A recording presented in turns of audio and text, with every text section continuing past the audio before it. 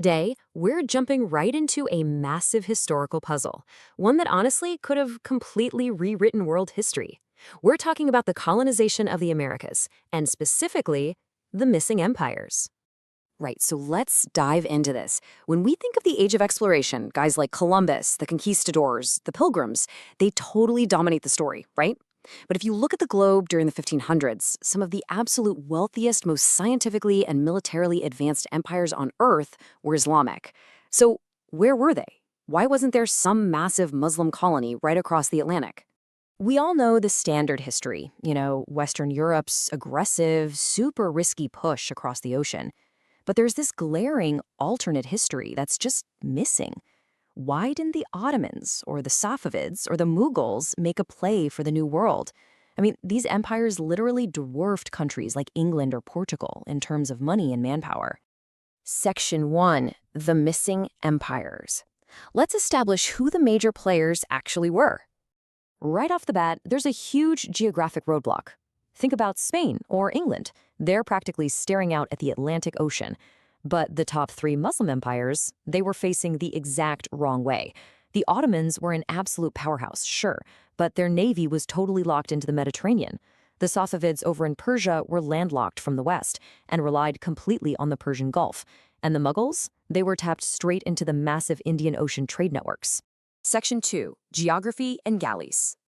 So even if the Ottomans really desperately wanted to get to the Atlantic, it wasn't like they could just sail on out. They were constantly fighting fierce wars with Spain and Italy. For an Ottoman fleet to even catch a glimpse of the open ocean, they'd have to run this incredibly dangerous, wildly expensive gauntlet through heavily contested choke points like the Straits of Gibraltar, all while under constant fire. And then there's the tech issue. They just didn't have the right ships for the job.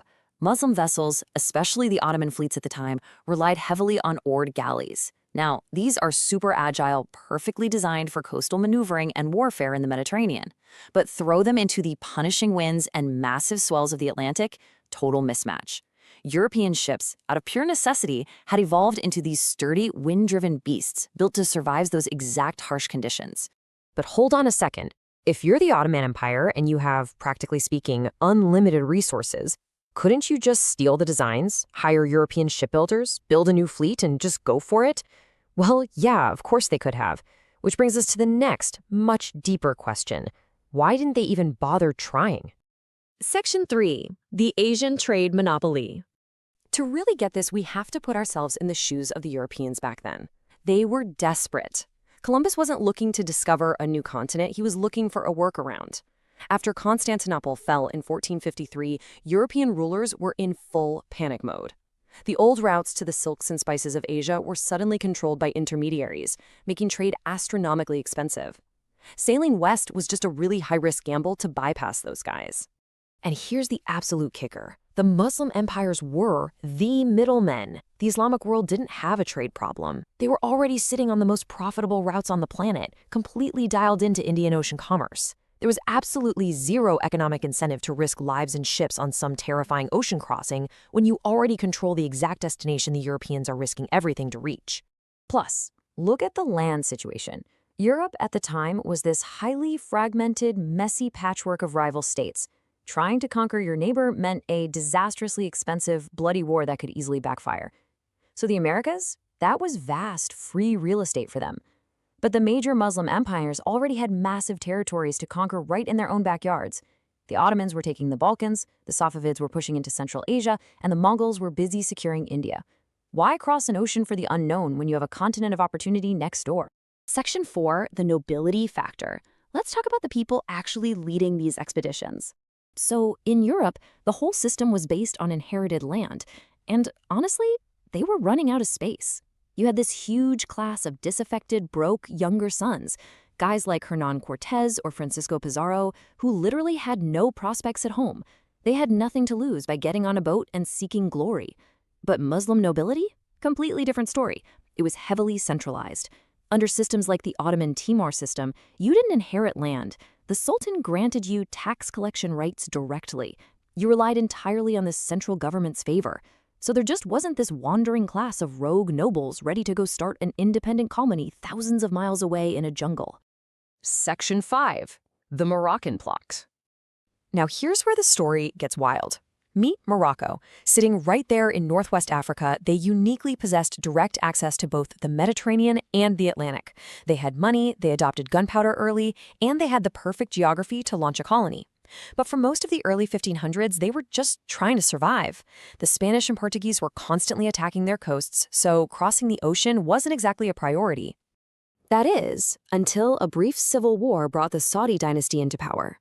Morocco finally stabilized under this brilliant, super ambitious ruler named Sultan Ahmad al-Mansur, and he realized something huge.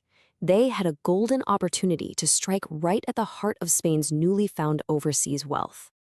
Okay, get ready for an absolutely massive what-if. In August of 1600, a Moroccan embassy shows up in England to meet with none other than Queen Elizabeth I.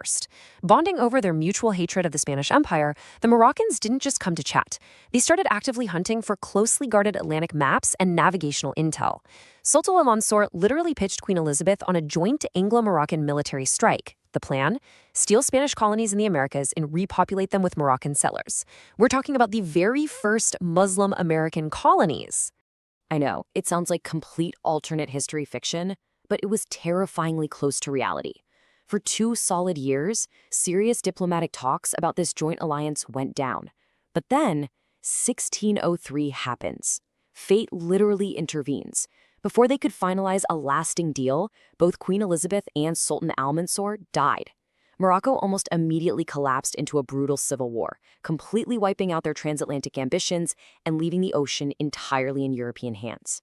So as we've seen today, deep structural realities, stuff like geography, ship tech, societal setup, and just sheer economic dominance in the East, really did keep the major Islamic empires out of the Americas. They just didn't need it.